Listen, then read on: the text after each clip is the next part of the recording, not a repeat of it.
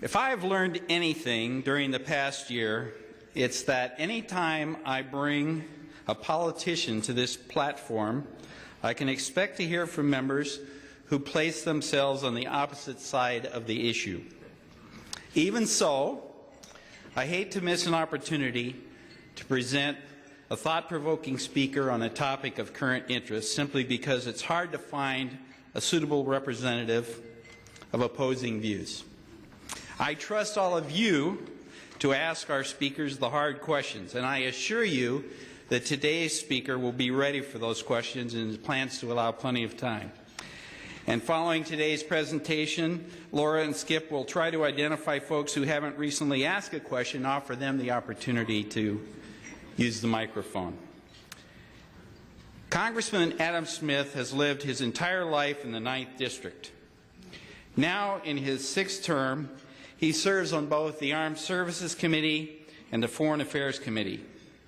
As a 10-year member of the Armed Services Committee, he chairs the Subcommittee on Terrorism, Unconventional Threats and Capabilities, and sits on the Subcommittee on Tactical Air and Land Forces. As a member of the Foreign Affairs Committee, Adam serves on the Subcommittee on Asia, the Pacific, and the Global Environment, and the Subcommittee on Africa and Global Health.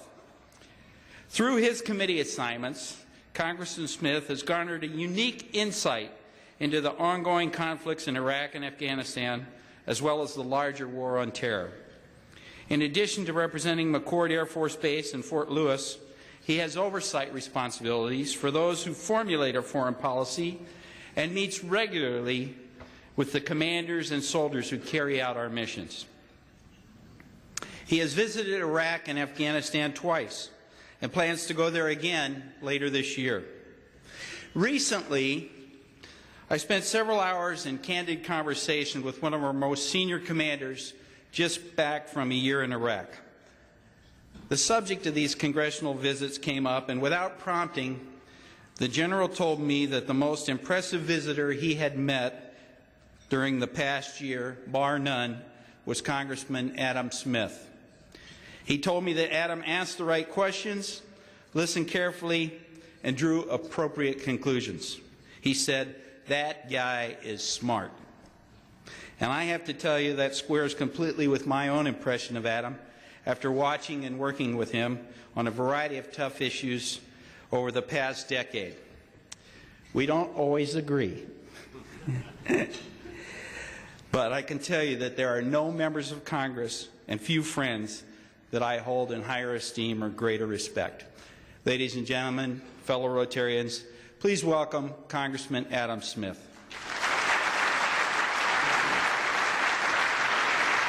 Thank you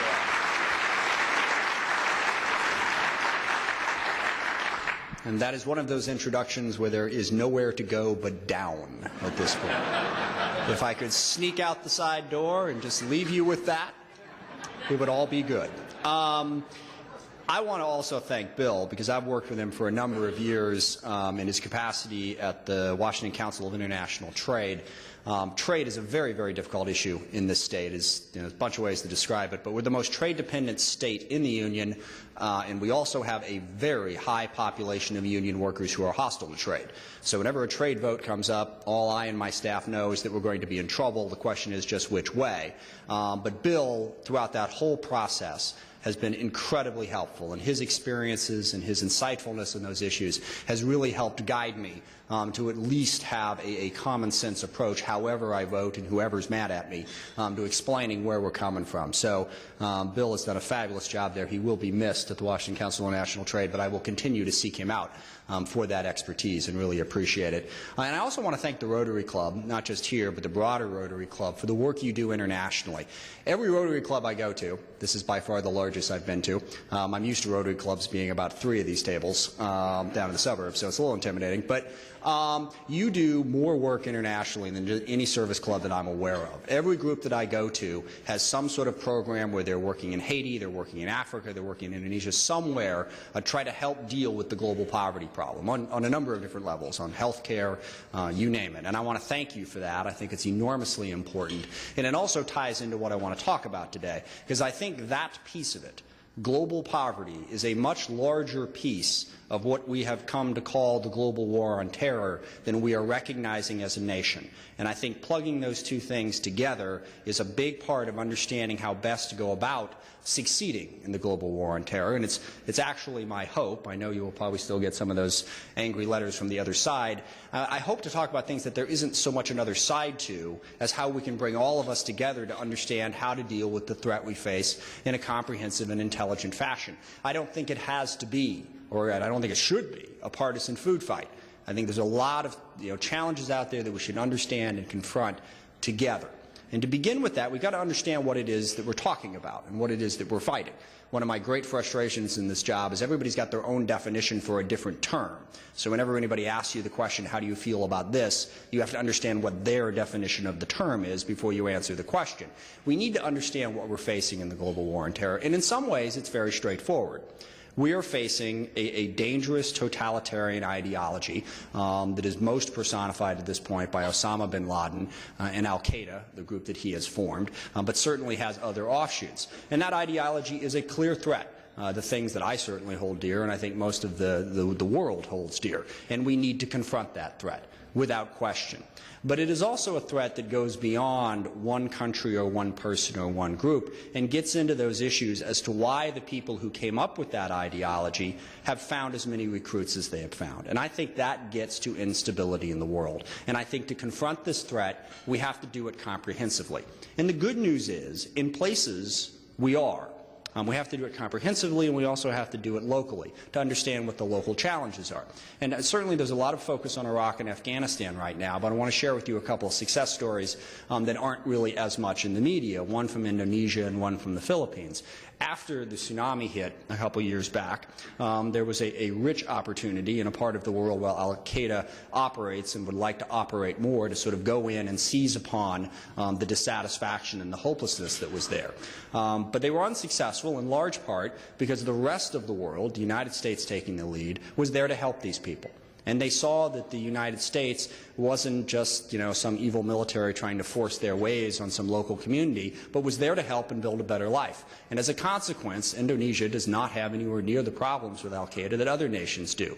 We were able to work with the locals to understand what their concerns were, to get them more invested in the stability of their community through their government, and stop that.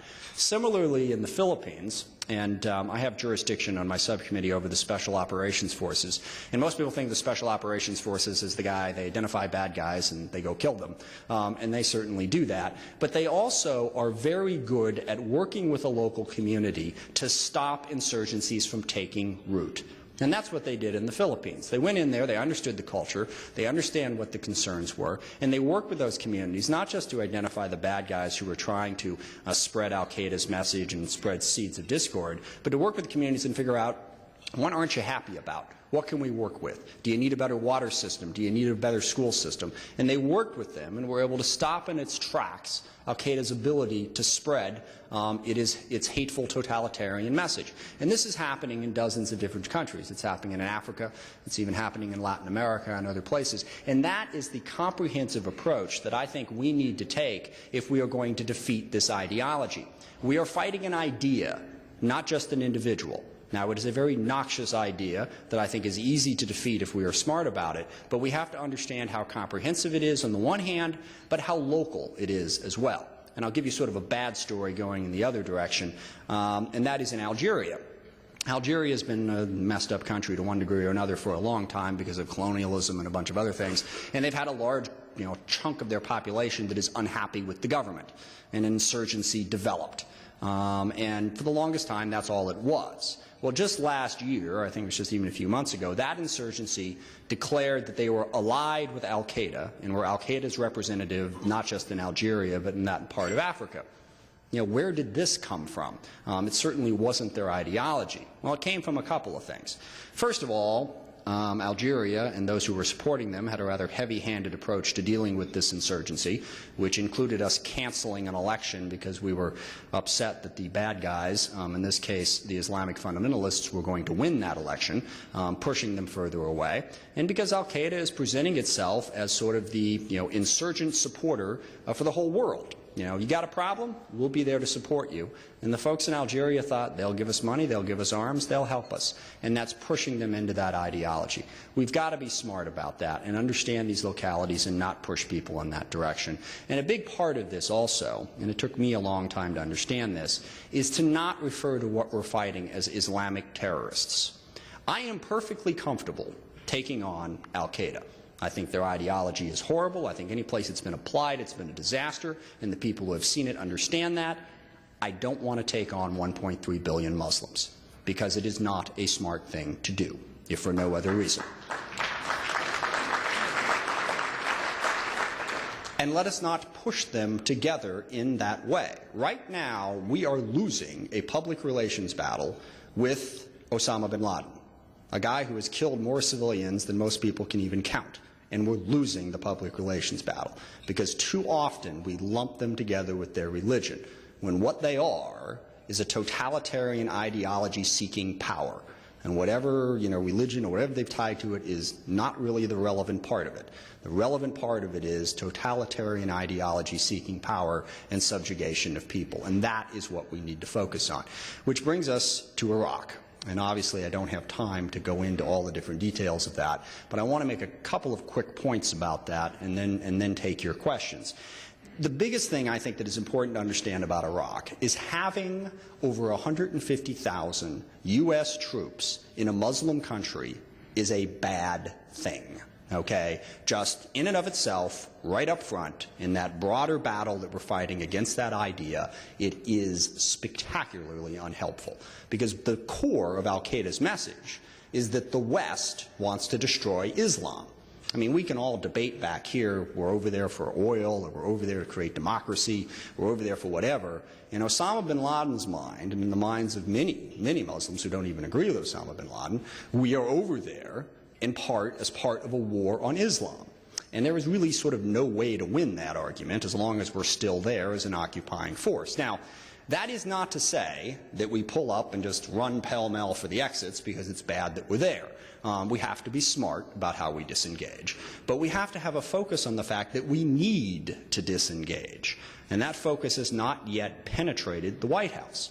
Now, they may not like our timeline. They may not like the dates that Congress put out there. But the fact that we in Congress have said, look, we've got to exit at some point, and we've got to set up some sort of structure for making that exit. Give us an exit alternative.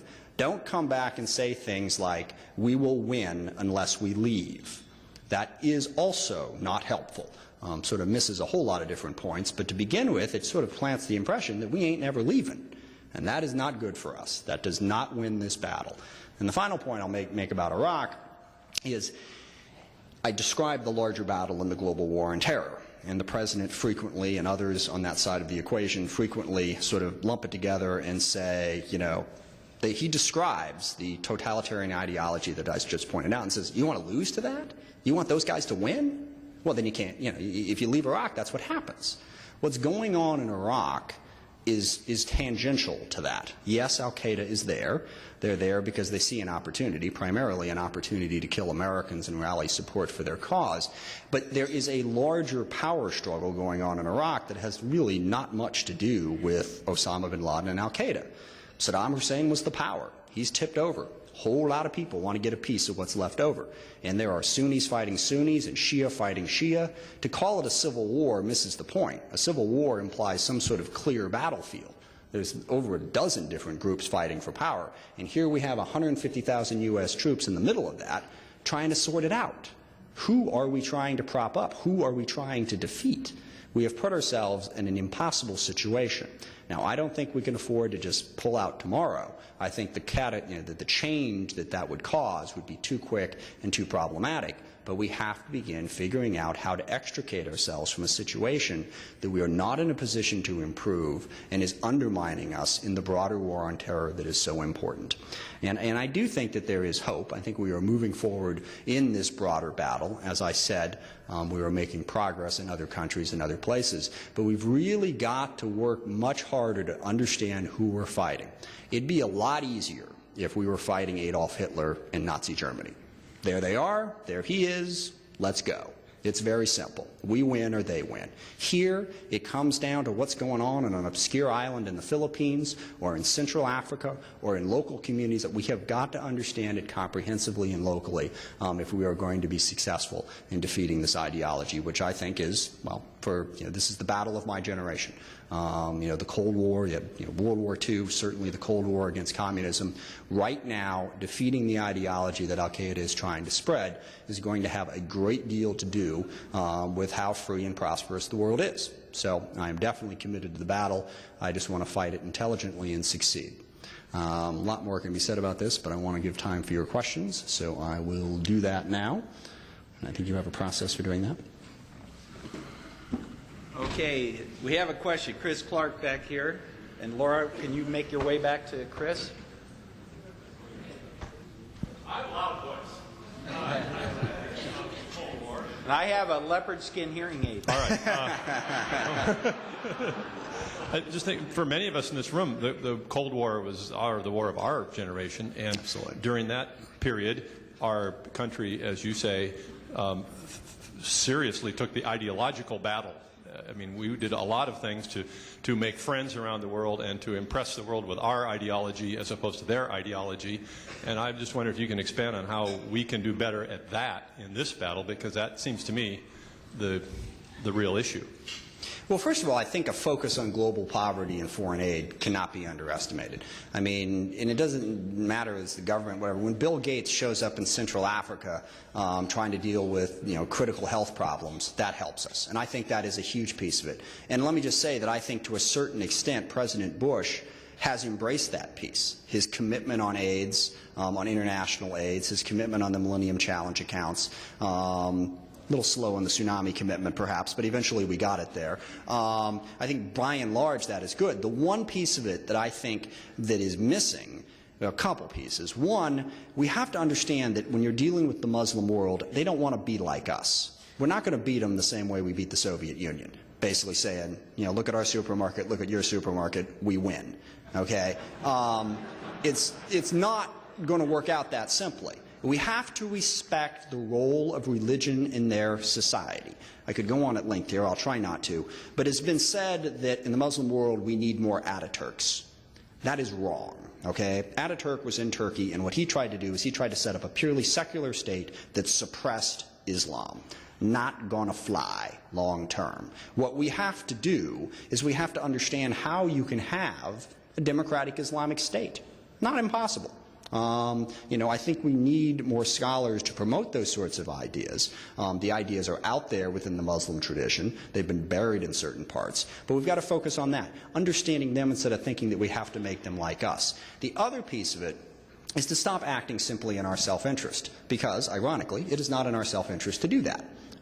Because it creates the impression in the rest of the world that the U.S. is just one big, powerful, self-interested group that can force their ways upon us. This was one of the things that was so horrible about the Iraq War. It wasn't just that we didn't get other countries to work with us. It's that there was a fair number of folks within the Bush administration who made it clear they didn't want that.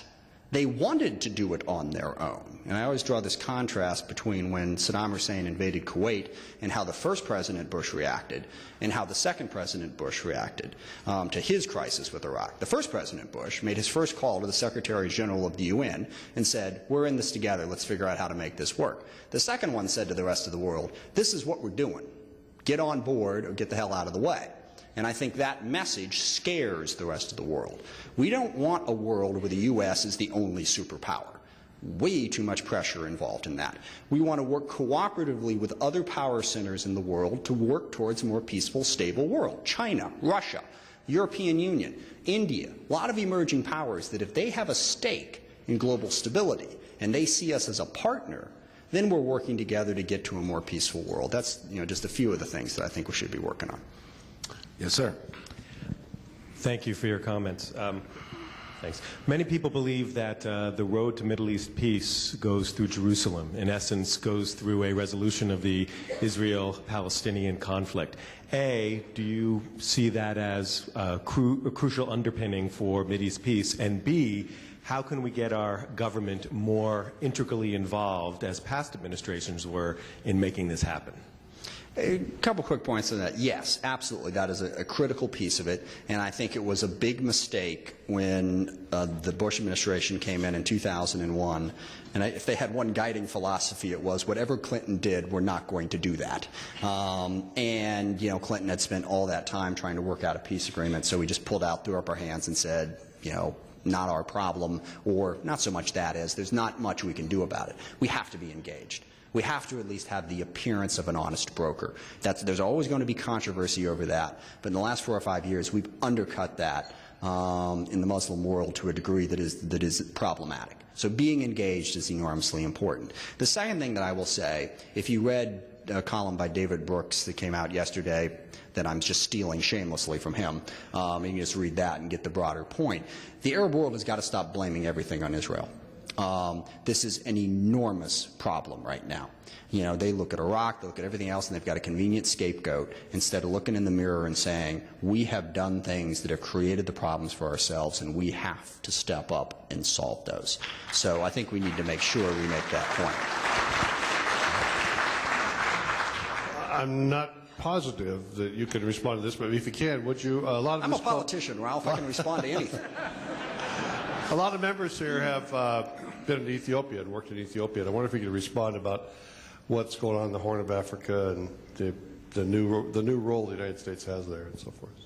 Absolutely. I think that is a great example, that in Southeast Asia, as sort of 2 points where we can see the future, where we can act in a way to make sure that we don't get into the situation we got into in Afghanistan, in Iraq, by engaging early in a lot of different places and figuring out how to work with them. And it's different. I lose track of the number of countries. I've been briefed by a group of special ops guys who have done work in Chad and done work in Kenya. Certainly I'm familiar with some of the stuff that's going on in Somalia and Ethiopia's role there.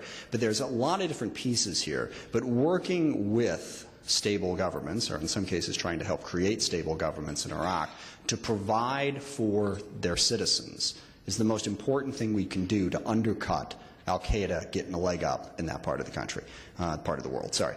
And there's a lot of different countries there where we can play and get involved, and I think we need to do that and do that intelligently. That's part of the reason that Darfur is as important as it is. It goes beyond a humanitarian crisis. It is also one of the pieces of that larger effort of Al-Qaeda to spread their message in Africa, and we defeat that by offering a better alternative. I wanted to ask you another question about Iraq. Most people don't talk about Kurdistan, which is in the northeastern part of Iraq, where there is no civil war, and where they actually have a market economy, they have democracy, and where people are getting along pretty well. And I'm very concerned that if we rapidly withdraw from Iraq, that we're just going to write off the Kurds, and they'll be annihilated by whatever follows in the civil war, or by our own allies, the Turks in the north, who don't want an independent Kurdistan. And I'd like your thoughts on that. Well, I don't think the Shia-Sunni conflict further south, other than Kirkuk, they're not going north to mess with the Kurds, and if they did, I don't think they'd be happy with the outcome. The Kurds are organized, and I'm not as worried about that piece of it. I am worried about the Turkey piece of it, but the Turkey piece of it is there, with or without 150,000 U.S. troops in Iraq. They have got to reach an accommodation. We're headed towards, a very, well, I don't want to say a cliff, but we're headed towards the challenge. Kirkuk decides its destiny at the end of this year, and there's every indication that it is going to go and be part of Kurdistan, which raises enormous implications for the broader part of Iraq. And that's going to be a problem. And we have got to negotiate with Turkey. We've got to negotiate with Iraq. But again, I don't think that's a problem that's solved by the military. I think the cliche, Iraq only has a political solution, not a military solution, is oversold. Obviously, there's a security and a military problem. But when you look at Kurdistan, I think that is much clearly, right now anyway, a straightforward political problem to reach an understanding of what their autonomy is going to look like. And what we need to do in that region of the country is similar to what was done in Bosnia. Okay, you've got a central government, but you've got a lot of autonomy for different pieces of it as we resolve that. There's going to have to be a lot of autonomy for Kurdistan, and it's going to have to come right up to the edge of independence. Well, I guess another analogy that occurs to me is Taiwan. Taiwan and China exist, okay, because they operate under the, understanding that they're not independent. They can do anything they want to do as long as they don't say they're independent. As long as we keep that link there and it doesn't fly directly in the face of China. And I think similar types of diplomacy could work with Turkey, but that's to be developed. But again, that's a political piece, and our military presence, I don't see, and I'd have to think about it more, I don't see pushing that one way or the other. You've mentioned the need for greater understanding. And I just, we hear political posturing. You go back and read articles written in the 1920s after Iraq, the boundaries were drawn, and all what was said then is so applicable to today. How do we create a better understanding, both at top levels of government and throughout the country? Piece by piece, there is no silver bullet. But I would say that, a key element of it is to make it clear to the Muslim world that we do not intend to have a permanent occupation of Iraq. Because, again, you have to understand that I don't think there's anybody in this room who thinks that we're going to be in Iraq forever, or even for as long as we can be. Not true in the Muslim world, because you go back to the 1920s, there was this eerie corollary where they had a speech that a British general had given upon, assuming control in Iraq, explaining, hey, we're just here to help. We're leaving soon. It's all good. Don't worry about it. We're going to leave autonomy. Basically word for word, what we were saying when we showed up. They don't believe it. So, getting ourselves out of that situation is important. But then, everything from something that big to something as small as continuing to encourage exchange programs, bringing, students from Syria or from Saudi Arabia or wherever into the U.S., sending our students to those type of countries, having business exchanges. Anything that sort of shows us working together, on a very human level to get beyond the politics is enormously important. And we have not put together a comprehensive strategy on this. Karen Hughes was supposed to, I guess is supposed to still be developing this sort of strategy, this how do we work better with the Muslim world. But I think we're still sort of caught up in that Madison Avenue notion that, we just need to sell Western culture to the Muslims, and that's how it doesn't work that way. We need to show how Western culture respects the Muslim culture and is willing to work with it, together in a peaceful world. And I think we need to get a comprehensive strategy on that. Thank you very much. I appreciate all your questions.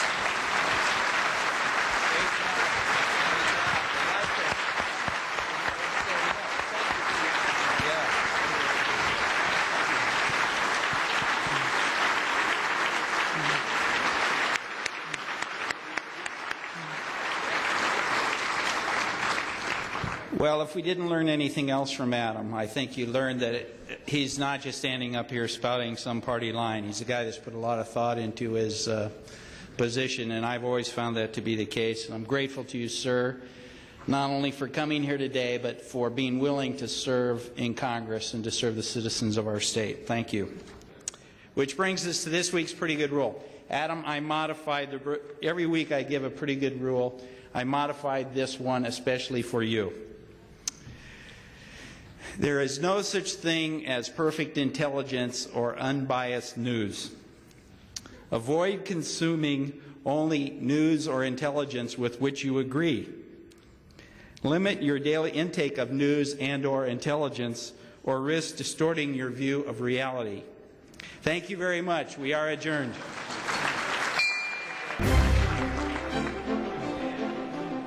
Seattle Rotary Online is made possible in part by a grant from Enterprise Seattle.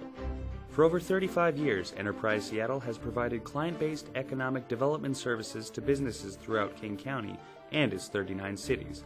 More information on Enterprise Seattle and how they help businesses grow and prosper can be found at www.enterpriseseattle.org. And by First Choice Health. working with the Washington Health Information Collaborative to use technology to bring better health care to patients throughout the Pacific Northwest. First Choice Health.